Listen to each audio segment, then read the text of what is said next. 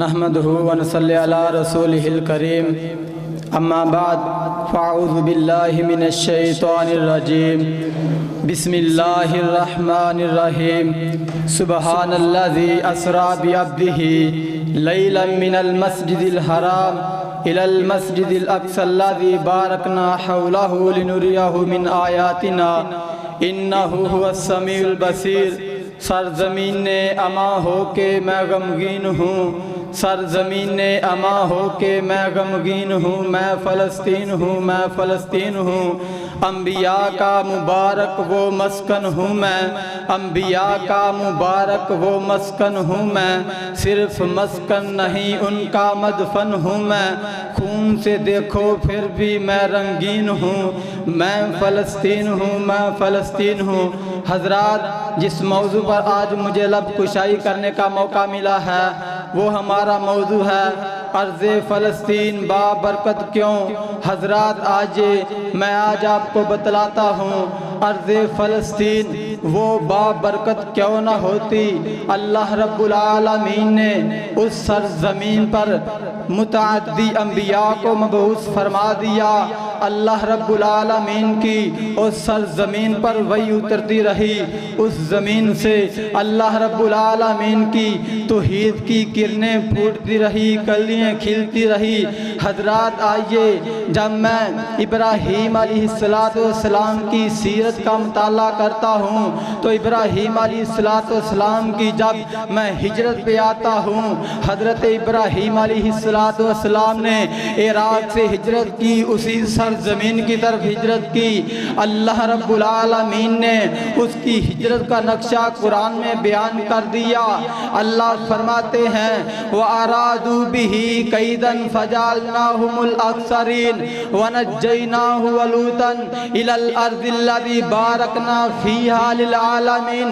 اللہ رب العالمین نے اس سرزمین کی طرف حضرت ابراہیم علیہ السلام کو ہجرت کا آرڈر دیا، جس سرزمین پہ اللہ رب العالمین نے جہان والوں کے لیے برکت کو رکھ دیا، رحمت کو رکھ دیا۔ حضرات، آئیے، جب میں موسیٰ علیہ السلام کی سیرت کا مطالعہ کرتا ہوں، ان کی سیرت پڑھتا ہوں، جب حضرت موسیٰ علیہ السلام بنی اسرائیل کو آزاد کرا کے وہ لے کر آ رہے ہوتے ہیں، وہ بھی شام کی سرزمین پہ لے کر آتے ہیں، اللہ رب العالمین نے ان کا یہ نقشہ اپنے قرآن میں بیان فرما دیا۔ اللہ فرماتے ہیں یا قوم ادخلوا الارض المقدسۃ التی کتب اللہ لکم۔ اے میری قوم، حضرت موسیٰ فرماتے ہیں اے میری قوم، ایسی سرزمین کے اندر داخل ہو جاؤ جس زمین کو اللہ تعالیٰ نے تمہارے لیے لکھ دیا ہے۔ حضرات، جب میں سلیمان علیہ السلام کی سیرت کا مطالعہ کرتا ہوں، میں کیا دیکھتا ہوں، حضرت سلیمان علیہ السلام کو اللہ پاک نے ایسی حکومت عطا کی جس حکومت کو اللہ رب العالمین نے نہ تو ان سے پہلے کسی کو عطا کیا نہ بعد میں کیا۔ حضرات، اللہ رب العالمین نے اپنے قرآن میں فرما دیا، اللہ فرماتے ہیں وَلِسُلَيْمَانَ الرِّيحَ عَاصِفَةً تَجْرِي بِأَمْرِهِ إِلَى الْأَرْضِ الَّتِي بَارَكْنَا فِيهَا۔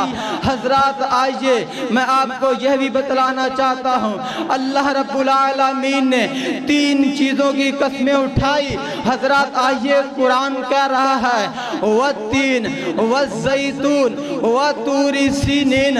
اللہ رب العالمین نے انجیر کی قسم اٹھائی، اللہ رب العالمین نے زیتون کی قسم اٹھائی، اللہ رب العالمین نے طور سینا پہاڑ کی قسم کو اٹھایا۔